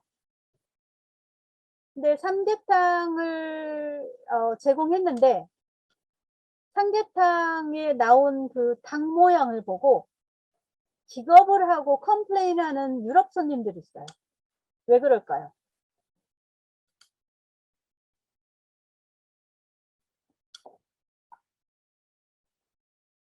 자, 너무너무 재밌게도요. 닭 모양이 그대로 있는 모습에 이분들은 혐오감을 느끼는 거예요. 그래서 이분들은 닭을 완전 조사 갖고 다 쪼개 발개 갖고 줘야지 먹는 사람들인 거예요. 자, 이런 것 때문에 컴플레인이 나올 수 있다 생각하면 어떨까요? 되게 웃기지 않아요? 자, 저희 입장에서는 웃기는데, 자, 그분들 입장에서는 삼계탕을 온전한 모습으로 주면 안 되는 거예요. 자, 저희가 손님을 만나다 보면 이렇게 다양한 손님들을 만나게 됩니다. 자, 저희들은 저희 입장만 생각하는 게 아니고 손님의 입장에서 생각을 해야 되기 때문에 손님이 무슨 생각을 하는지, 손님이 어떤 생각과 반응이 오는지를 이해를 해야 되거든요. 그래서 이해 차원에서 자, 이것을 보여드렸습니다. 자, 그럼 그 다음 거는요. 자, 성격이에요. 이치 보면 손님들이 오는데요. 정말 제각각인 손님들이 오죠. 좋은 성격을 가지고 있는 손님들만 왔으면 좋겠지만, 자, 손님 중에서도 걱정이 굉장히 많고 노심초사하는 손님이 있는가 하면 또 어떤 경우는 굉장히 말도 안 하고 조용조용하고 정해진 것만 하는 손님이 있어요. 또 어떤 손님은 본인이 정해진 일정대로 안 하고 일정 외에 자기 충동에 따라서 하려는 손님도 있어요. 자, 그런 경우는 흥분 충동형이고 또 성격이 너무 좋아서 개방적이고 사교적인 사람은 낙천 사교형이에요. 그런데 너무 심사숙고하고 절제되고 이런 사람은 또 너무 심사숙고형이고, 자, 또 너무 조용하고 남하고 얘기 안 하고 식사도 따로 하고 얌체 같은 사람도 있어요. 자, 그러면 이런 손님들이 모두 다 섞여서 들어올 때 어떻게 해야 될까요? 자, 이런 문제가 생기겠죠. 자, 그래서 처음에 손님들을 만나면 손님들이 어떤 성격인지 한눈에 파악하는 게 중요해요. 그리고 이런 파악을 한 다음에 손님에게 맞는 질문과 응대를 해야 되는 거고요. 거기에 맞는 음식, 서빙, 그 다음에 유머, 재치가 들어가야 되는 거예요. 네, 그래서 이런 부분들이 이해를 해야 여기에 맞는 안내를 할 수 있게 됩니다. 자, 그래서 간단히 소개를 시켜드렸고요. 자, 그러면 여러분들이 만나는 여행 상품들은 굉장히 다양합니다.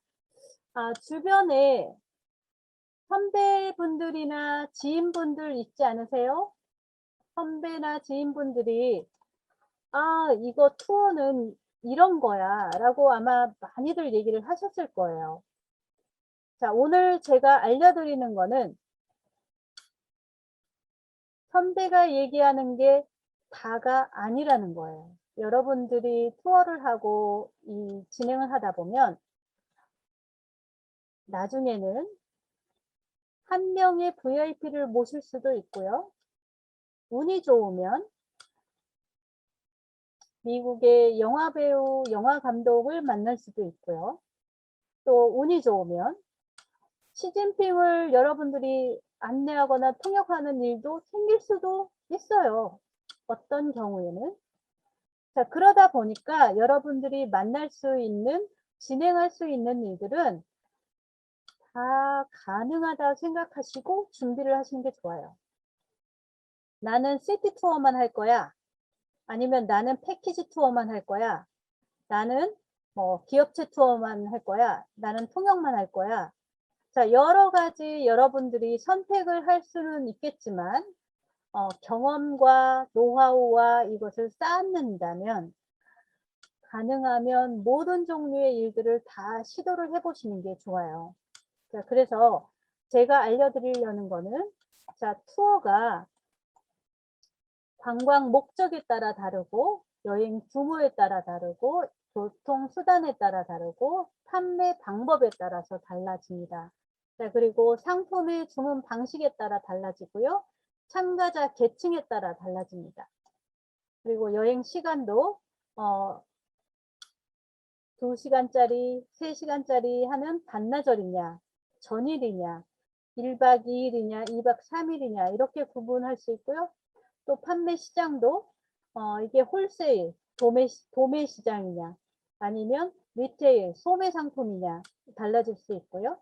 여행 운영 방법에 따라서도 달라질 수 있습니다. 자, 그래서 여러분들은 나중에 이렇게 다양한 여행 상품을 할 수 있다는 걸 미리 마음을 열어놓고 오픈된 마음으로 보셨으면 좋겠습니다. 자, 그리고 이제 아까 그 행사 지시서 마지막에 보면 또 특이사항이 있는데요. 자, 특이사항에 보면 가끔 오신 손님 중에 생일이라든가 결혼 기념일이라든가 이런 여러 가지 행사가 있을 경우에 특별 케이크나 꽃이나 와인이나 이런 걸 요청하는 경우 있고요. 그 다음에 나는 베지테리언이야. 베지테리언 밀만 해줘 라고 해주는 사람도 있고요. 또 나는 무슬림이야. 할랄 푸드만 해줘 라는 사람이 있고요. 나는 마늘 못 먹어. 양파 못 먹어. 뭐 이렇게 또 알레르기와 특별 식단을 요청하는 경우도 있고요. 객실 같은 경우는 나는 가족과 같은 옆 방으로 해줘. 아니면 커넥팅 룸으로 해줘. 이런 경우도 있을 수 있고요. 자, 이런 여러 가지 특이사항과 같이 요청이 됩니다. 자, 이런 내용이 다 모두 어디에 들어가냐면요. 바로 행사 지시서 안에 들어가게 됩니다. 자, 그러면 행사 지시서를 확인했어요. 자, 그러면 확인했는데 자, 문제가 있을지 없을지 여러분들이 이제는 확인을 해야 됩니다. 자, 그래서 확인할 내용을 한번 정리를 해봤습니다. 자, 이 내용은 정말 중요한 거예요. 여러분들이 지금 앞에 있는 거는 그냥 이해를 위한 설명이었다면 지금 이 내용이 지금 가장 중요한 겁니다. 가이드로서 확인해야 될 내용입니다. 자, 일정상의 관광지의 휴관일, 그 다음에 운영 시간이 언젠지 더블 체크해야 됩니다. 자, 그리고 여행 기간의 날씨, 그다음에 여행 기간 동안 교통 상황. 자, 한국 특히 서울에 데모가 굉장히 많죠. 그리고 교통체증도 굉장히 많고요. 자, 그러다 보니까 이런 예측되는 그 교통체증 피해서 다녀야 되기 때문에 혹시 우리가 여행하는 날 광화문 앞에 데모가 있든가 없든가, 경복궁을 막아놨나 안 막아놨나, 청와대 앞을 통과할 수 있을까 없을까, 이런 내용들 확인해야 되겠죠. 자, 확인해야 되고요. 그 다음에 이동 소요 시간의 적절성. 자, 여러분들은 행사 지시서를 누구한테 받냐면요. 여행사의 오퍼레이터한테 받아요. 저희가 줄여서 OP라고 합니다. 자, 여행사 OP들이 이걸 만드는데요. 여행사 OP들은 어떤 분들이냐면 중국이나 동남아권 같은 경우는 여행 전문가가 아닌 분들, 또는 중국어를 잘하시는 분들, 또는 영어를 조금 하시는 분인데 경험이 없으신 분들이 많아요. 그래서 일정을 짤 때 어처구니 없는 일정이 들어오는 경우가 있습니다. 그래서 여러분들이 일정을 보시고 일정이 잘 된 건지 못된 건지 판단할 수 있어야 돼요. 그리고 만약에 일정이 잘못됐다면 여러분들이 빨리 수정을 하셔야 됩니다. 자, 그래서 이동 시간의 적절성, 그 다음에 관광지 동선이 합리적으로 잘 만들어졌는지 이런 거 확인하셔야 되고요. 그 다음에 사전 예약 관광지가 잘 예약이 되어 있는지 확인하셔야 됩니다. 그리고 방문지의 주차장 위치. 자, 저희가 45인승 버스를 타고 가는데요. 자, 홍천에 있는 우리 동물을 보러 갔어요. 거기 공원에 가면 알파카 공원 혹시 가보신 분 계세요? 알파카. 거기 갔을 때 안 가보셨죠? 거기 버스가 못 올라가요.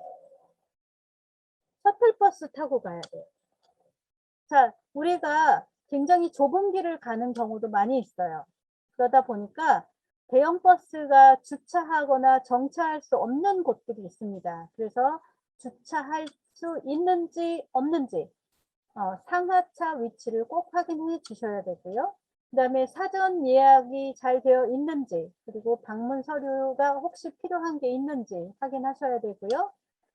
그리고 결제할 때 법인카드가 다 될 줄 알고 갔는데 법인카드 안 된다고 하는 경우가 있어요.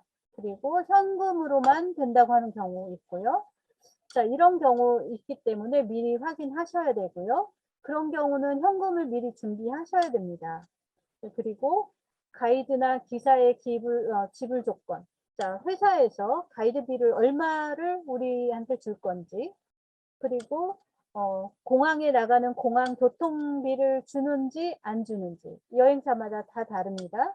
그래서 그런 내용들을 확인을 하셔야 됩니다. 자, 그리고 또 계약 조건이라고 제가 이렇게 나이스하게 적어놨는데 정확하게 얘기하면 팁이죠. 자, 가이드 팁이 포함이 된 건지 안 된 건지, 손님한테 팁을 직접 받아야 되는지 아니면 회사에서 받아주는지, 자, 이런 내용들이요. 중요한 내용들이죠.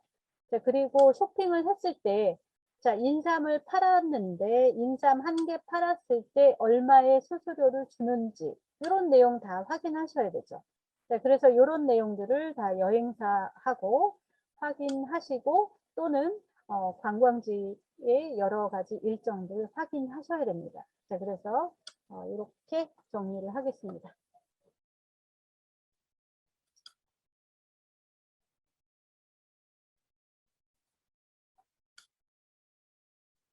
자, 보시면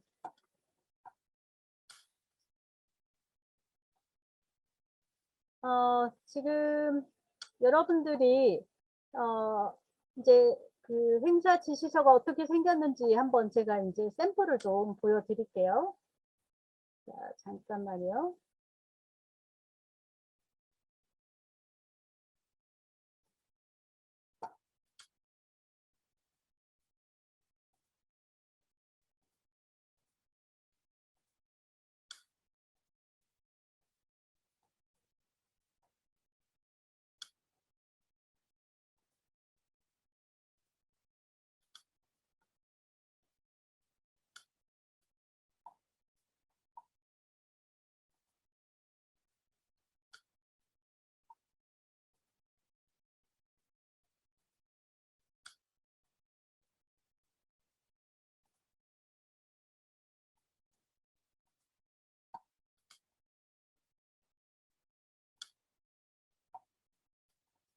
자, 여기 보이시나요?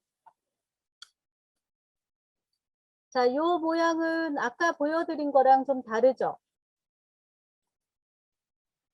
자, 요거는 하루짜리 일정입니다. 그래서 사실 아까처럼 자, 그렇게 복잡하지 않아요. 간단해요.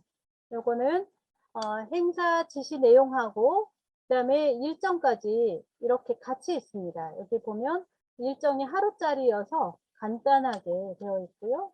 그다음에 주의해야 될 사항 밑에 이렇게 들어가 있습니다. 자, 이렇게 하루짜리는 사실 여행사마다 운영하는 일정표가 다 다르거든요. 그래서 자, 이런 형태가 있고요. 이거는 이제 하루짜리고요. 자, 그 다음에 제가 보여드릴 거는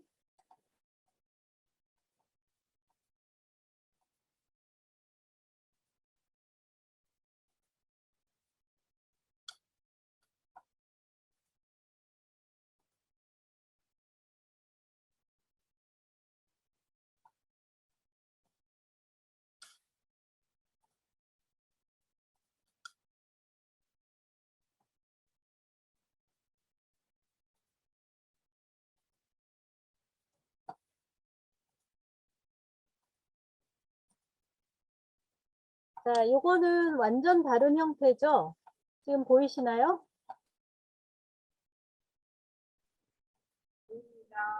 네, 자, 요거는 저희가 국제회의 할 때 쓰는 일정표와 계획표입니다.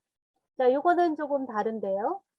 여러분들이 이제 행사를 하시게 되면 여행사에서 주는 이런 투어만 하는 경우도 있지만 또 이렇게 국제회의에 참석하는 행사에 참가하기도 합니다.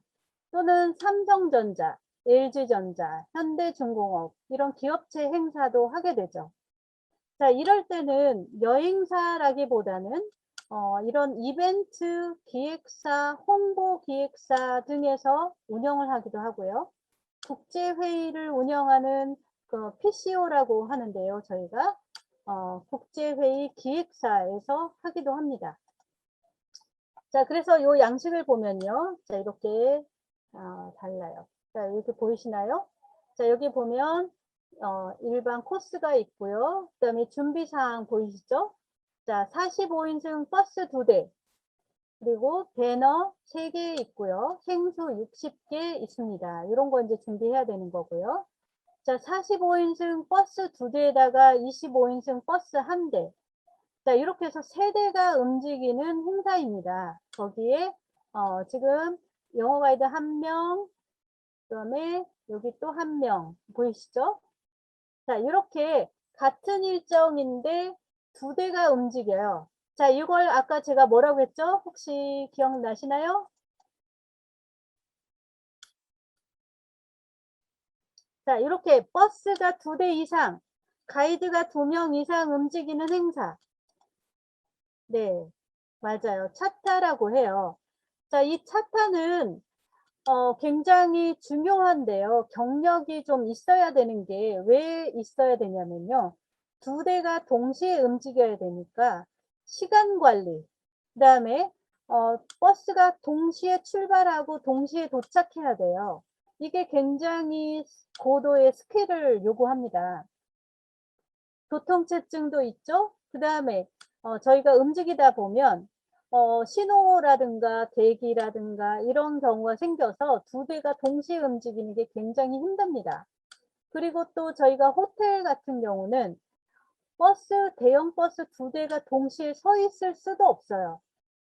자, 이렇게 주차 공간과 승하차 공간을 운영하는 노하우, 이게 바로 대형 행사를 유치하고 운영하는 노하우입니다. 저는 45인승 버스를 한 120대까지 동시에 운영해 봤어요. 자, 여러분들이 1명, 2명 혼자서 일하는 건 쉬워요.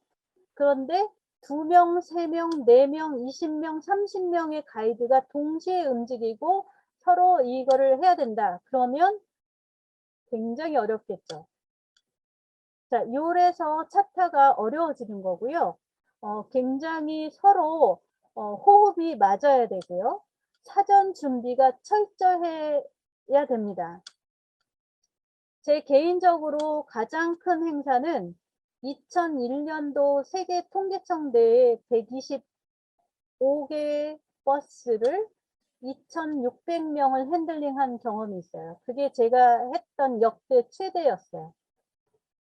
그래서 그런 행사를 하기 위해서는 주차장 확보, 차량 순서, 가이드 순서, 사인보드, 기타 준비물, 자, 이런 게 굉장히 어려워지는 거죠. 그래서 이런 경우는 여러분도 결국 나중에 하실 거거든요. 그렇기 때문에 지금 이렇게 운영하는 것들이 서로가 굉장히 코업, 그러니까 협동이 돼야 된다는 거, 여러분들이 만났을 때, 특히 영어 가이드 분들은요, 굉장히 개인주의가 강하세요. 20대가 움직이는데 20대가 각각 제각각이에요. 여행사나 이런 핸들링을 하는 입장에서는 여행사 영어 가이드 컨트롤하는 게 쉽지가 않아요. 왜냐하면 다들 다 자기가 잘났다고 하고요. 또 자기 멋대로 움직여요. 자, 이렇게 컨트롤 안 되는 경우가 있어요. 그래서 사실 이런 큰 행사를 하려면 사전에 준비도 철저해야 되고 오리엔테이션, 아까 말씀드린 오리엔테이션이 굉장히 중요합니다. 그래서 나만 잘해야 되는 게 아니라 남도 같이 잘해야 되고 또 남 옆에 있는 차와 내 차와 일정도 같아야 되고 또 그리고 운영도 같아야 되고 그리고 누구만 잘해서도 되는 게 아닙니다. 그래서 이런 차타는 지금 이제 잠깐 보여드렸는데 이거는 굉장히 작은 행사예요. 그렇지만 얼마나 komkom하게 체크를 해야 되는지 굉장히 세심함이 필요한 행사들이 이런 인센티브 행사입니다. 자, 이런 게 있고요. 이런 식으로 되고요. 제가 또 하나 보여드릴 게 있어요. 자, 여러분들 경복궁 다 가보셨죠? 자, 경복궁 하나를 가지고 얼마나 많은 고민을 해야 되는지 하나 보여드릴게요. 자, 그러면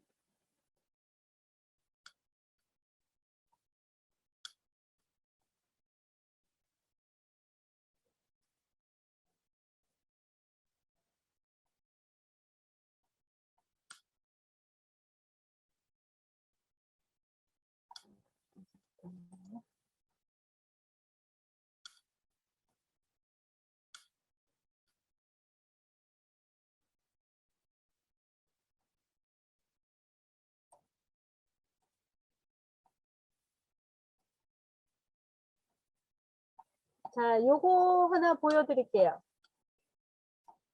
자, 여러분들이 경복궁을 가게 되면 경복궁이 굉장히 간단하죠? 자, 여러분들이 관광버스가 10대가 동시에 경복궁에 들어간다. 자, 그러면 어떤 문제가 생길까요? 자, 한번 메신저에 채팅창에 한번 써봐 주실래요? 자, 버스가 동시에 경복궁에 10대가 들어가야 돼요. 자, 무슨 문제가 있을까요? 한번 예상되는 문제들을 한번 생각해 보실래요? 네. 자, 그렇죠. 네. 자, 그러면 저희가 이제 한번 해볼게요. 이제 우리가 케이스 스타디라고 생각하시고. 자, 45인승 버스에, 네, 그렇죠. 헷갈리겠죠. 타는 사람, 손님들도 헷갈리겠고요. 자, 첫 번째 문제는요. 경복궁의 그 주차장, 입구에 들어가는 출입구가 좁아서 차 한 대씩밖에 못 들어가요. 자, 그러다 보니까 10대가 들어갔을 경우는 10대가 그냥 줄 서서 서 있어야 되는 경우가 생기겠죠. 자, 그러면 10대가 내리기는 해야 되는데, 그러면 어떻게 동시에 내리게 할 수 있을까요?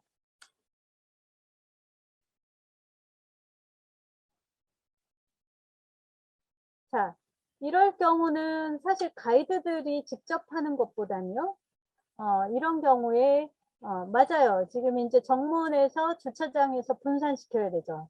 자, 그리고 또 무슨 일을 할까요? 10대면 손님이 30명씩만 잡아도 300명이거든요. 300명이 동시에 각각의 가이드들이 안내를 한다. 정말 전쟁터 같겠죠. 자, 그러면 경복궁에 갔을 때, 자, 차가 내릴 수 있는 지점은 몇 군데나 있을까요? 자, 저희가 정식으로 갈 수 있는 곳, 자, 3곳. 자, 3곳 어딘지 한번 써봐 주실래요? 정문 주차장, 북문, 오케이. 네, 자, 좋습니다. 자, 그러면, 네. 자, 청와대 쪽, 무궁화공원 얘기하시는 거죠? 네. 자, 그러면 저희가 10대가 움직이려면요. 1번 1호차부터 10호차까지. 자, 시간차를 두고 움직여야 되겠죠. 그래서, 네, 1, 2, 3은 정문, 4, 5, 6 민족박물관, 그 다음에 7, 8, 9, 10. 이거는 북문, 무궁화공원 쪽으로 가야 되겠죠. 자, 이런 식으로 분산시켜야 되는데요. 이런 것은 사전에 기획이 되어야 됩니다. 자, 그리고 출발 시간도 또 같아야 되겠죠. 자, 그러다 보니까 동시에 출발하고 만나고 이동하고, 자, 이런 것들이 혼자 움직일 때, 한 대가 움직일 때는 아무런 문제가 되지 않는데, 자, 이렇게 여러 대가 움직일 때는 문제가 발생을 합니다. 자, 그래서 이런 큰 행사를 할 때는 여러 점들을 고려를 해야 되고요. 자, 이런 경우는 여행사 직원이 미리 나와서 입장권도 미리 구매를 해 놓고요. 자, 그리고 가이드는 각각의 그 인원수를 확인해서 입장권을 사전에 발권된 걸 받아가지고 들어갑니다. 자, 그렇게 해서 시간을 단축시키거나, 그 다음에 이동 동선을 단축시키는 이런 여러 가지 아이디어를 사용을 해야만 가능해집니다. 자, 그래서 보통 저희가 이제 좋은 방법은요. 초보인 분들은 제가 권해드리면, 자, 세티 투어부터 경험을 쌓으시는 게 제일 좋아요. 자, 세티 투어라고 하면 보통 코스모진이라든가 그레이스라든가 VIP 투어라든가 이런 여행사들이 있습니다. 자, 이런 여행사들은 2시간에서 3시간 단위의 관광 상품을 운영을 하고 있죠. 그래서 여러분들이 이렇게 짧은 투어를 트레이닝을 하신 다음에, 그 다음에 하루, 그 다음에 1박 2일, 그 다음에 3박 4일 이런 식으로 늘려가시는 게 좋고요. 그 다음에 만약에 여행사로 직접 가셨다 그러면 그럴 때는 1명, 2명짜리 FIT부터 시작하시는 게 좋습니다. 그런데 하시다 보면 나는 FIT밖에 할 능력이 안 되는데 갑자기 40명짜리 하라는 경우도 생기고요. 갑자기 급하게 나가다 보면 내가 가보지 않은 곳도 가게 됩니다. 자, 그렇기 때문에 여러분들이 사전에 많은 준비를 하고 계시는 게 좋다는 거고요. 오늘은 이렇게 간단한 오리엔테이션 같지만 이제 제가 오늘 보여드린 건 이렇게 다양한 것들이 있다.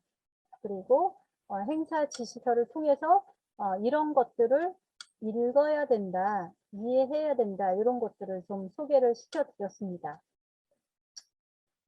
지금 뭐 오늘 이렇게 뭐 간단한데요. 자, 요거 말고도 더 있긴 하지만 지금 이게 온라인상에서 이렇게 보여드리면 여러분들이 이렇게 눈에 잘 안 들어오실 것 같아요. 그래서 지금 제가 봤을 때는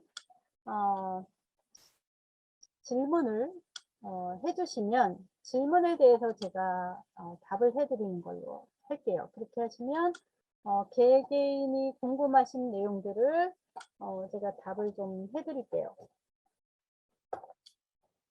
자, 지금은 이제 마이크 켜시면 되고요. 켜놓으시고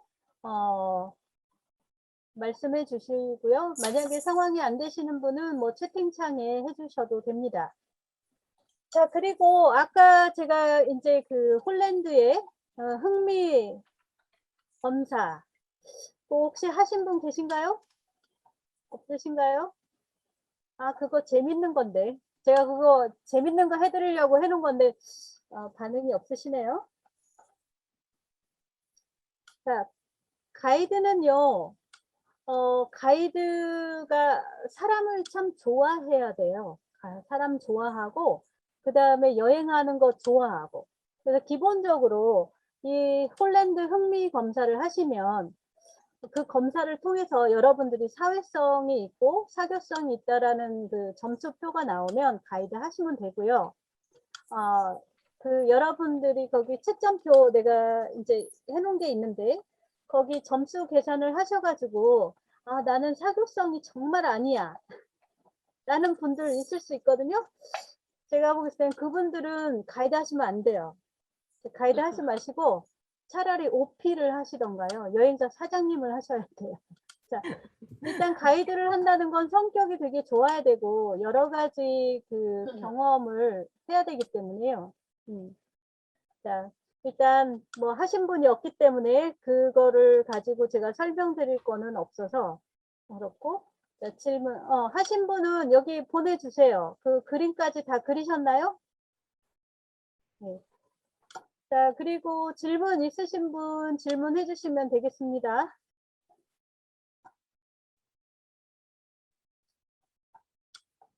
네, 마이크 켜시고 해주세요. 네. 저기 질문 좀 하겠습니다. 네네. 저는 아직도 10년 차인데 고민이 제가 사회성이 좀 없고 사람을 싫어하는 것 같아요. 가이드 할 때는 또 하거든요. 그래서 이 홀랜드 검사나 이런 거 할 때 성격이 더 중요한 건지 뭐 그런 고민을 해요. 또 일할 때는 또 정하는 것 같고 제 개인적인 고민이니까 사람을 제가 별로 좋아하지 않고. 일단 이런 걸 해봤으면 좋겠어요. 가이드를 할 때 정말 내가 기쁜지. 일은 재밌죠. 그럼 됐어요. 일단은 이런 거 있어요. 내가 모든 사람을 다 좋아할 수 없거든요. 하다 그렇죠. 보면 싫은 사람이 있고요. 마음에 안 드는 사람이 있거든요. 그러니까 싫고 좋은 게 제가 좀 네. 분명한 편이라 그거를 이제 싫어하는 거를 티를 안 내려고 하니까. 그런데 이런 거는 해야 돼요. 싫어도 싫은 표시를 하면 안 되고요. 싫은 거를 돌려가기를 해야 돼요. 그래서 우리 살이 씹는다는 얘기 하잖아요. 예. 네, 그래서 저희가 이 감정 표현을 할 때요. 사실 손님이 뭐 이런 거는 아니고요. 정말 지혜롭게 이거를 완곡하게 돌리는 거, 이게 좀 연습이 필요해요, 사실. 그게 잘 되는 거 쉽지 않거든요. 근데, 저희가 그 커뮤니케이션 스킬에서, 저희가 한국말은 굉장히 직설적이거든요. 근데 영어는 굉장히 완곡해요. 사실은 영어식 표현을 하시면 좋을 것 같아요. 이게 사람 관계에 있어서. 영어식 표현은요, 굉장히 직설적으로 하지 않고 돌려서 나이스하게 얘기하거든요. 부정적인 것도 이렇게 돌려서 얘기하기 때문에 그거는 좀 훈련이 필요한 것 같아요. 그리고 어떤 경우든 돈을 주고 오는 손님이잖아요. 비싼 돈을 내고 평생에 한 번 올까 말까 하기 때문에 그분들이 한국에 왔을 때는 즐거워야 되고요. 그다음에 좋은 기억을 가져가야 되기 때문에 여러분들이 그 행위, 내가 저 사람을 안내해주고 인솔하는 행위가 여러분도 즐거워야지 그게 상대방도 동화가 되는 거거든요. 근데 교감이 안 되고 나는 즐겁지 않다. 그러면 손님은 그거 곧바로 알아차리거든요. 그거는 내가 조금 힘들다 싶으면 억지로라도 해야 될 거고요. 만약에 힘들다고 하면 그 자리를 피해서라도 감정 컨트롤은 해야 된다고 생각이 드네요. 자, 혹시 다른 분들 또 일머리가 없거나 눈치가 없고 저 질문 할게요. 네네 네네 그 모든 일에 이렇게 수습 기간이라는 게 있잖아요. 저도 이제 네 처음에 만일에 아직 뭐 한 번도 해본 적이 없는데 너무 하고 싶은 일이지만 경험도 네 없고 네. 그럴 때 일을 시작을 했을 때 그러니까 뭐 어떤 수습 기간이나 뭐 여행사나 이렇게 어떤 기회를 주는 건지 아니면 예를 들어서 굉장히 엑스퍼트한 그 아주 아주 오래되신 분들 그런 분들을 따라다니면서 뭐 일을 본다든가 하는 어떤 그런 시스템이 있을까요? 그러니까 예를 들어 그리고 또 아까 뭐 이렇게 뭐 승하차 하는 장소나 이런 걸 체크를 할 때 사실 기사분들도 계신데 제가 어느 정도까지 커버를 해야 되는지 뭐 그런 것도 전혀 감이 안 오는데 처음부터 일을 투입해서 할 수 있을 것 같지는 않아서요. 어떤 식으로 그거를 익히는지. 지금 이제 여러분들 경험을 이제 제가 지켜본 바로는 네. 가이드 경력이 없는데 갑자기 단체 행사를 맡아서 들어가는 경우도 많고요. 내가 준비가 안 됐지만 갑자기 일이 들어오면 하게 되어 있어요. 자신이 없어도 옆에 사람 보면서 따라가게 돼 있는데요. 기본적으로 인바운드 여행사 중에 영어권 중에 트레이닝을 시켜주는 여행사는 없고요. 트레이닝이 해주는 데가 어디가 있냐면 시티 투어 여행사가 있어요. 시티 투어 중에 뭐 코스모진이나 또는 VIP나 이런 여행사 같은 경우는 이제 처음부터 경력이 없어도 영어를 잘 하면 일단 시작을 하실 수가 있어요. 그래서 그렇게 작은 일부터 먼저 해보시다가 이렇게 조금 경험치를 높이시는 게 더 좋을 것 같고요. 그 다음에 트레이닝하는 방법으로 이런 거 있어요. 무료 해설, 서울시 무료 도보 관광, 뭐 이런 식으로 자원봉사 해주는 거 있거든요. 그런 경우에 자원봉사나 이런 걸 하시면서 그러면은 내가 돈을 받고 하는 게 아니니까 조금 더 가볍게 시작하실 수 있거든요. 그리고 부담이 없잖아요. 내가 영어를 잘 못해도 또는 인솔을 잘 못해도 설명을 좀 잘 못해도 친구처럼 할 수 있으니까 이제 그런 게 처음에 시작하는 방법이세요. 그래서 자꾸 연습을 할 수 있게 외국분들 많이 만나시거나 무료 해설을 하시거나 이런 발런티어 하는 투어가 있거든요. 발런티어 하는 투어를 해보시면 되거든요. 그래서 지금 그런 것도 하나의 방법입니다. 그래서 우선은 이런 두려움이나 이런 것들을 깨야 되거든요. 깨시고 외국인을 만나면 즐거우셔야 돼요. 그냥 수다 떨고 이런 걸로 충분히 즐거우셔서 즐거운데 내가 알고 있는 거를 알려주니까 더 즐거운 거죠. 그래서 관광통역 안내사는 이제 그런 마음가짐에서 일단 스타트를 하시면 좋으실 것 같아요. 사실 그런 거는 자신이 있는데 이게 전체적인 어떤 뭐 이런 다 전체적인 그런 행사를 하는 네. 그 과정들이 조금 어려워 보여서 음. 그러는 거거든요. 맞아요. 그래서 실무 교육이 필요한 거거든요. 사실 아마 한 번씩만 다 해봐 주시면 다 하실 거예요. 근데 아직 그거를 아무도 해봐 준 적이 없으니까 두려운 거죠. 네. 또 어떻게 해야 될지도 모르고. 네, 그래서 사실은 저희가 이제 그런 교육도 하려고, 실무 교육도 하려고 하고 있습니다. 그래서 지금 화요일 날 하는 거는 뭐 요런 정도지만, 이제 저희가 기간을 1개월, 3개월 이런 식으로 정해서 실제 안내에 필요한 것들을 준비를 해서 이제 공지를 띄울게요. 그러면 여러분들이 많이 참여를 해주시면 될 것 같아요. 자, 예를 들어서 우리 DMZ 투어 많이 가잖아요. DMZ 투어 한번 해설하는 과정 트레이닝 해드릴 거고요. 뭐 궁궐 같은 경우 실제 코스 잡는 거, 핸들링 하는 거 이런 것도 이렇게 이제 해볼 수 있게 실무 교육을 좀 할 수 있도록 저희가 계획을 하고 있습니다. 그래서 기회가 될 때 하시면 좋을 것 같아요.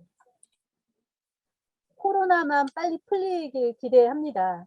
저희가 실무 교육은 온라인이 아니고 오프라인에서 해야 되는 거거든요. 저희가 오프라인에서 빨리 만날 수 있기를 기대합니다. 자, 또 네. 우리 이정혜 쌤은 어디에 계신가요? 여기 서울이 아니신가 봐요? 아, 울산. 아, 울산에 계시군요. 뭐 울산으로 우리가 원정을 가죠, 뭐 그럼. 응? 어때요? 자, 울산에 계신 분들은 우리가 경주나 뭐 이런 데 만나갖고 울산, 경주, 부산 코스 돌면 되죠, 뭐. 어때요? 자, 그렇게도 가능하고요.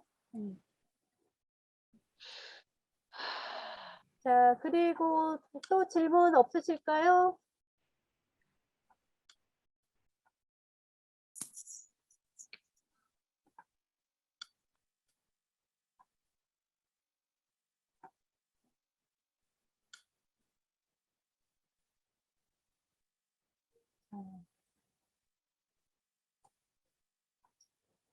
가이드 뭐 몇 년 해야 되느냐, 아니면 어떤 경력을 가져야 되느냐, 이런 거는, 그렇게 단정해서 얘기하기는 참 어려운 것 같아요. 기본적으로 사람들을 좋아하고 사교성 있고 친화감이 있는 분들은 정말 금방 시작하거든요. 금방 시작하고 또 금방 경력이 쌓이시기 때문에, 뭐 어떻게 얼마라고 얘기하기는 참 어렵겠지만, 제일 중요한 건 부딪히는 거예요. 부딪혀서 실제 이제 실행을 해보는 게 그게 제일 중요한 것 같습니다. 지금 저희가 여기 보니까 영어하고 중국어가 제일 많으신 것 같거든요. 혹시 다른 외국어 계신가요?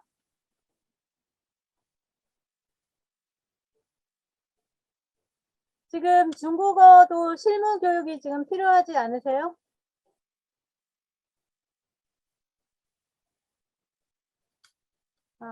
관통사요? 관광협회? 일단은 관광협회는 협회대로 정보와 교육이 있으니까 뭐 그 정도 협회비 내고서 혜택을 보는 건 저는 충분히 가치가 있다고 봅니다. 가입하셔서 정보와 교육 들으시면 될 것 같고요. 네, 베트남어 지금 베트남어세요? 와, 부럽습니다. 베트남어. 베트남어는 돈 벌 일만 남은 언어인데.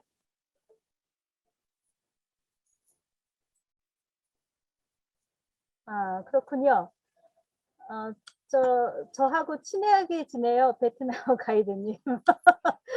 베트남어는 돈 벌 일만 남았습니다. 네, 스페인어도 제 생각에는 스페인어 가이드를 찾는 여행사가 있습니다. 자, 윤성호님, 스페인어 잘하시나요? 잘하시면 제가 나중에 여행사 소개를 시켜드리겠습니다. 네네. 여러분들이 여행사 뭐 이런 거 걱정하지 마시고요. 영어를 잘하시면 되고요. 스페인어 아주 잘하시면 돼요. 그러면 스페인어 하실 때 있습니다. 그리고 또 불어, 베트남어는 정말 지금 코로나만 끝나기만 해봐라. 돈 싸질머지고 올 사람들 많을 거고요. 자, 저희 영어도 마찬가지입니다. 아마 뭐 지금 힘든 시기를 겪고 있지만 영어는 저희는 더블로 들어올 거라고 생각해요. 왜냐하면 의료 쪽, 그다음에 산업체, 기관 해서 많이 올 거라고 저는 예상하고 있습니다. 그리고 또 뭐 여러분들한테 어떠실지 모르겠지만 제가 보는 견해에서는 지금 현재 관광 통역 안내사 자격증을 가지고 있는 분이 32,000명이에요. 현재 언어 모두 포함해서. 그 중에 현역에 있는 분들이 몇 명인지 사실 현지 파악이 지금 안 되고 있는데요. 현재 기존에 하고 있던 분들이 다시 이쪽으로 돌아올 거라고 생각지 않아요. 많이들 떠나셨을 거예요. 그러니까 거꾸로 얘기하면 여러분들이 또 다른 세대가 되실 수도 있습니다. 그래서 제가 보는 생각에서는 여행사의 OP와 여행사가 싹 다 바뀔 거고요.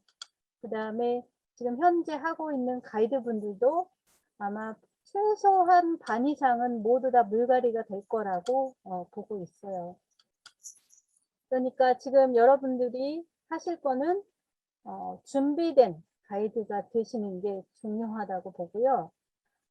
지금 뭐 경력자만 찾는다고 하지만 사람들이 이걸 해보면요. 실제 그 기회가 오는 건요. 언제 어떻게 올지 몰라요. 언제 어떻게 올지 모르고요. 그 다음에 가이드가 저 30년 됐다고 해도 30년 된 가이드가 일이 더 많은 게 아니고요. 1년치 된 가이드도 정말 뭐 더 많이 할 수도 있어요. 그러니까 그거는 아닌 것 같아요. 그러니까 여러분들이 준비되어 있고 실력만 있다면 제가 좋아하는 말이 하나 있는데 낭중지추라는 말이 있어요. 주머니 속에 송곳이라는 뜻인데요. 여러분들이 훌륭하면 가만히 있어도 빛이 나고 밖으로 드러난다는 뜻이에요. 그러니까 여러분들이 준비만 잘 되어 있으면 분명히 빛이 날 거라고 생각을 합니다. 정옥쌤, 그 위에 질문했던 게 2개 정도 스킵하셨거든요. 네. 네, 이정혜 쌤이 뭐 데모 관련 질문하고, 그다음에 그 위에 거 제가 답실 하나 올렸는데 한번 위에 훑어가서 보고 대답해 주실 것 같아요. 잠깐만요. 이정희 쌤 올리신 건가요? 잠깐만요. 좀 많이 위쪽으로 가세요. 트레이너, 스키, 이거, 저기, 일본어 전망이요? 아니 그 위쪽으로 더 위에. 더 위로 올라가야 네. 되는군요. 일본 시장은 사실 제가 예측을 못 하겠어요. 제가 엊그제도 지금 보고서를 쓰느라고 일본 시장 거를 들여다봤는데 일본 시장은 지금 20대에서 30대의 여성이 한국을 오고 있거든요. 다른 연령층은 한국에 거의 안 들어와요. 근데 한국에서 쓰고 가는 돈이 너무 조금 쓰고 가고 있어요. 지금 일본 쪽은 보자. 지금 제가 이게 너무 많아서 못 찾고 있네요. 어떡하죠? 잠깐만요. 정혜 쌤이 지금 바로 또 하나 올려주셨네요. 본인이 질문이 좀 많으셔가지고. 네. 예. 잠깐만요. 체 메시지 쪽에. 네, 이거요. 광화문이나 청와대에서 데모가 많아서 일정상 차질이 생기면 알려주고 싶지 않은 한국의 문제. 저는 이 데모 문제를 저는 이렇게 생각합니다. 창피하다고 생각할 수도 있는데요. 저는 창피하다고 생각지 않고요. 저희가 지금 안내를 해보면 민주주의가 제대로 운영되고 있는 나라가 전 세계에서 그렇게 많지 않아요. 저는 이런 진행되는 과정, 그 다음에 평화롭게 진행되는 과정을 보면 한국의 민주주의가 굉장히 성숙됐다라는 걸 볼 수 있고요. 이게 비폭력주의의 그 데모를 하는 걸 보면서 외국 관광객들이 불안해하는 경우도 있어요, 당연히. 그 부분에 대해서는 안전을 먼저 챙겨야 되는 거는 맞고요.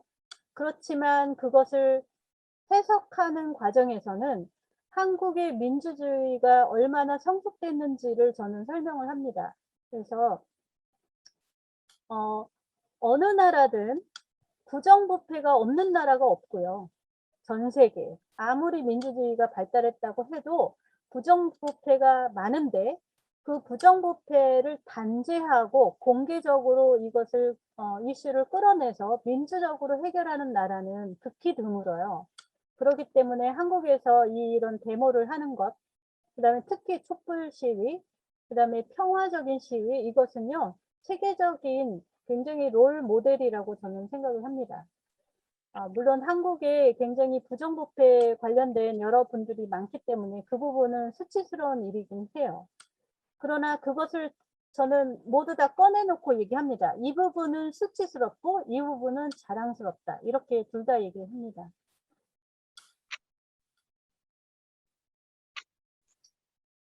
자, 중국 그 관광객은 굉장히 제가 최근에 그 중국 그 박사님하고 줌 미팅을 했는데요. 중국 시장이 굉장히 비관적으로 보고 계시더라고요. 중국 관광객이 다시 안 올지도 모른다라고 얘기를 하시던데, 잘 모르겠습니다, 저는. 그렇지만, 중국은 좀 너무 어려운 것 같아요. 이렇게 어떤 판단을 하기에는. 네, 그렇습니다. 자, 또 제가 질문, 답을 안 한 게 있을까요?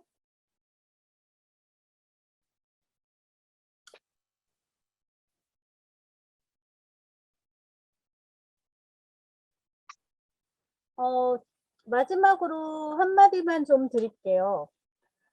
저희가 너무나 한국을 모른다는 겁니다. 지금 여러분들이 생각보다 한국을 제대로 몰라요.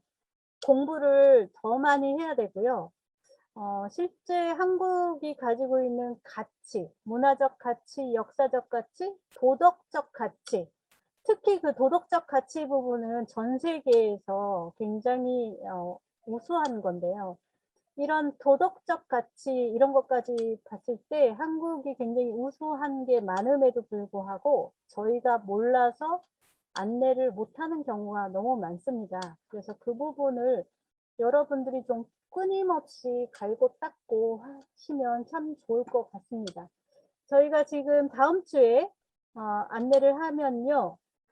파라다이스 카지노에 저희 팀장님을 모시고 카지노에 대한 설명을 드리는데요. 아마 카지노에 대해서 여러분들이 잘 알기 어려울 겁니다. 그래서 이번에 카지노 그 강의를 준비를 했으니까 다음 주에 꼭 준비하신 강의 꼭 오셔서 듣기를 바라겠습니다. 자, 일단 더 질문이 없으시면 오늘은 여기서 종료를 하고요. 다음 주 31일이요. 네, 8월 31일 8시 카지노에 대한 이야기로 여러분과 다시 만나도록 하겠습니다. 자, 수고 많으셨고요. 그 폴란드 검사하신 거를 저한테 보내주세요. 그러면 제가 그거 한번 봐드리겠습니다. 오늘 호스트도 하시고 오거나이저 제가 도와드린다고 되어드렸는데 도움이 많이 되시면 좋겠고요. 어쨌든 박수 한번 다 같이 치고 회의 종료하실래요? 고맙습니다. 자, 다음 주에 수고하셨습니다. 뵐게요. 수고하셨어요. 네. 수고하셨습니다. 감사합니다.